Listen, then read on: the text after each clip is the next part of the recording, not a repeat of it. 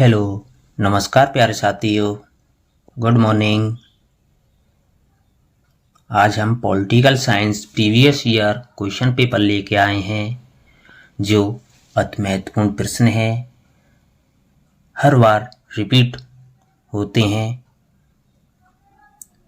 आज की क्लास का टॉपिक है संप्रभुता एवं बहुलवाद। इस टॉपिक से दोस्तों कम से कम 2 या 3 प्रश्न मिलेंगे आपको, जिसमें मैं आपको प्रीवियस ईयर क्वेश्चन पेपर दे रहा हूं और अपनी तैयारी को बेहतर बनाने के लिए हमारे चैनल को सब्सक्राइब करें और बेल आइकन दबाना न भूलें। चलो, आज की क्लास का पहला प्रश्न है, बहुलवाद के समर्थक यह मानते हैं कि संप्रभुता का विभाजन होना चाहिए क्योंकि यह समझौते का परिणाम है, यह शक्ति की उपज है, यह देवी सृष्टि है, यह विश्व शांति में सहायक नहीं है। आपका सही आंसर होगा ऑप्शन बी, यह शक्ति की उपज है। बहुलवाद के समर्थक इस बात को मानते हैं कि संप्रभुता का विभाजन होता है वो शक्ति की उपज की वजह से होता है। जो शक्ति की उपज है उससे संप्रभुता का विभाजन होना चाहिए, इस बात को बहुलवाद के समर्थक मानते हैं। आपका अगला सवाल, निम्नलिखित में से कौन एक निष्कर्ष ऑस्टिन के एकलवादी संप्रभुता सिद्धांत में से नहीं निकाला गया है? दोस्तों, अब इसमें आया है नहीं, इसका विशेष ध्यान रखना है आपको। राज्य का सकारात्मक कानून निश्चित कार्य करने की सामान्य आज्ञा है। संप्रभुता का वैधानिक रूप से 2 अथवा 2 से अधिक लोगों में विभाजन नहीं किया जा सकता।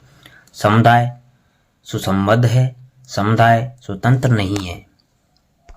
आपका सही जवाब होगा ऑप्शन सी, समुदाय सुसंबद्ध नहीं है, समुदाय सुसंबद्ध है। आपका अगला सवाल, किस फ्रांसीसी राजनीतिक चिंतक ने संप्रभुता को रिपब्लिक का पूर्ण एवं निरंतर शक्ति की तरह परिभाषित किया है? रूसो, बोंदा, वॉल्टेयर, डिडेरो। आपका सही जवाब होगा ऑप्शन ए, रूसो। आपका अगला सवाल, बहुलवादी संप्रभुता की अवधारणा की एक मौलिक विशेषता है विभाज्यता, अनन्यता, अहस्तांतरणीयता, पूर्णता। आपका सही जवाब होगा ऑप्शन सी, अहस्तांतरणीयता। आपका अगला सवाल,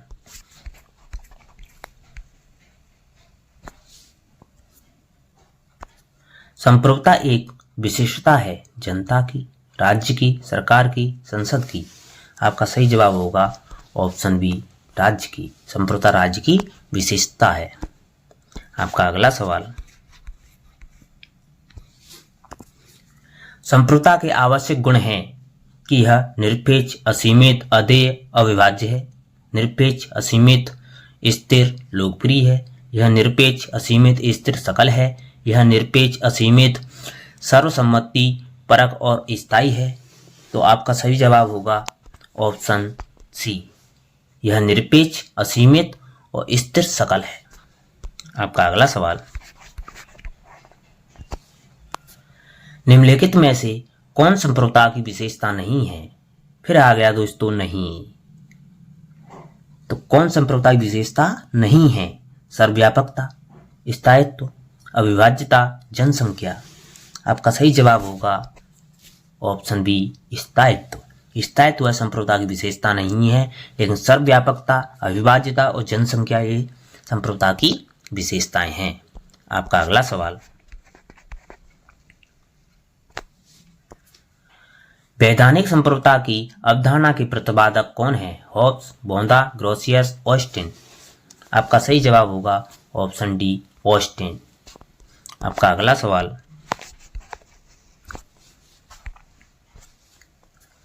निम्नांकित में से कौन संप्रभुता की बहुलवादी अवधारणा से नहीं जुड़ा है?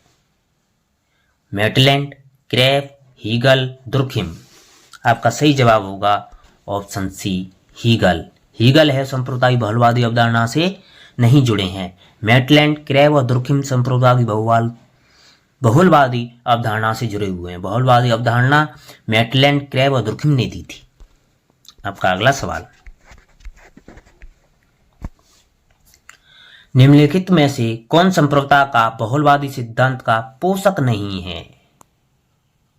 दोस्तों, नहीं वाला क्वेश्चन बहुत कंफ्यूज करने वाला होता है। इसमें अक्सर गलत ही क्वेश्चन आंसर जाता है, तो इसका नहीं का विशेष ध्यान रखना है। क्या करते हैं, पढ़ते तो हैं क्वेश्चन को, लेकिन नहीं पर ध्यान नहीं दे पाते हैं। तो क्वेश्चन को पूरी तरह अच्छी तरह पढ़ना है जब आपको ऑप्शन पढ़ने हैं। तो कौन संप्रभुता का बहुलवादी सिद्धांत का पोषक नहीं है? Lindsay, Krabbe, Laski, Hegel. आपका सही जवाब होगा ऑप्शन डी, हीगल। आपका अगला सवाल,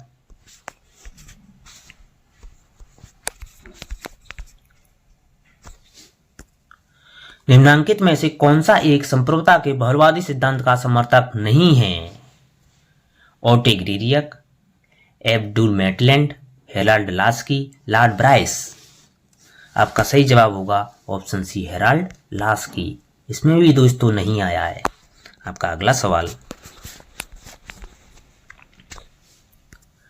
निम्नलिखित में कौन संप्रभुता के बहुलवादी सिद्धांत का समर्थक नहीं है? फिर आ गया दोस्तों, एच.डी. कॉल, एब्डुल मेटलैंड, बोंदा, लिंडसे। आपका सही जवाब होगा ऑप्शन बी, एब्डुल मेटलैंड। आपका अगला सवाल, किसने कहा कि बोंदा आधुनिक नहीं बन सका परंतु वह मध्ययुगीन भी नहीं रहा? Dunning, Barker, Sabine, Gettell. आपका सही जवाब होगा ऑप्शन सी, सेवाइन। आपका अगला सवाल,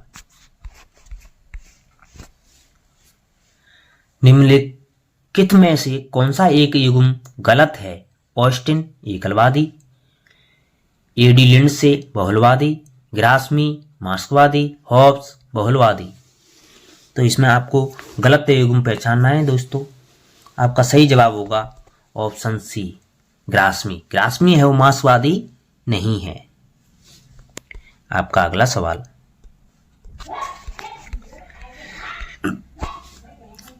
निम्नलिखित में से कौन संप्रभुता के बहुलवादी सिद्धांत का प्रमुख प्रवक्ता था? बेंथम, बोंदा, ऑस्टिन, लास्की। आपका सही जवाब होगा ऑप्शन ए, बेंथम। बेंथम है बहुलवादी सिद्धांत का प्रमुख प्रवक्ता था। आपका अगला सवाल, संप्रभुता के अद्वैतवादी सिद्धांत का मुख्य दोष यह है कि वह अधिकांश जनता से आज्ञा पालन की उपेक्षा करता है, लोकतंत्र का विरोधी है, संप्रभुता की वैधानिक प्रकृति की व्याख्या करना है, सभी शक्तियां एक निश्चित मानव श्रेष्ठ में निहित कर देता है। आपका सही जवाब होगा ऑप्शन डी, सभी शक्तियां एक निश्चित मानव श्रेष्ठ में निहित कर देता है। आपका अगला सवाल,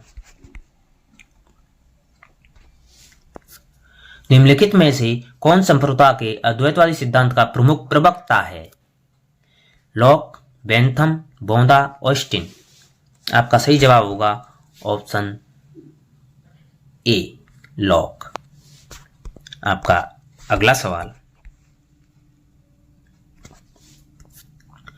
किस देश के चिंतकों में संप्रभुता को सरकार के एक अंग के रूप में निहित करने की मान्यता प्रवृत्ति है, सामान्य प्रवृत्ति है? England, France, Germany, Switzerland. आपका सही जवाब होगा ऑप्शन सी, जर्मनी। जर्मनी की सरकार के अंग के रूप में सामान्य प्रवृत्ति नहीं है। आपका अगला सवाल, यह मत किसका है कि संप्रभु बिना जनता की सहमति के कर नहीं लगा सकता? बोंदा, ग्रोसियस, हॉब्स, रूसो। आपका सही जवाब होगा ऑप्शन ए, बोंदा। आपका अगला सवाल,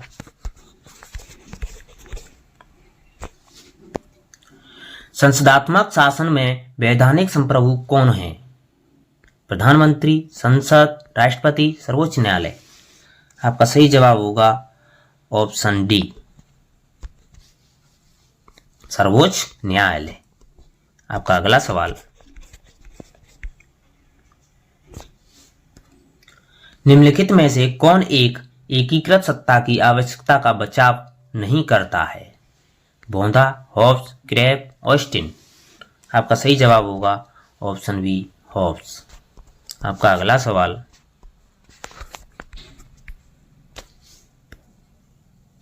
निम्न में से किसका विचार है कि संप्रभुता ईश्वरीय तथा प्राकृतिक कानूनों से सीमित है?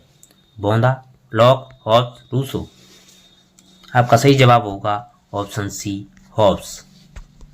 आपका अगला सवाल,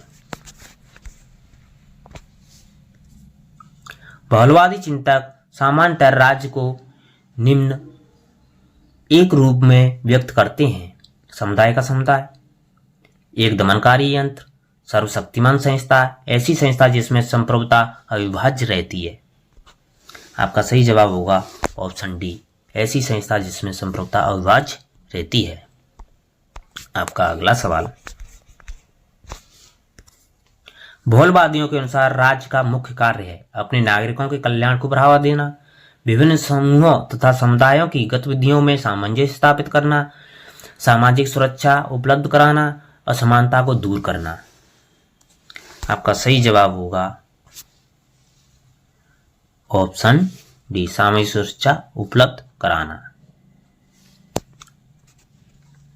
आपका अगला सवाल,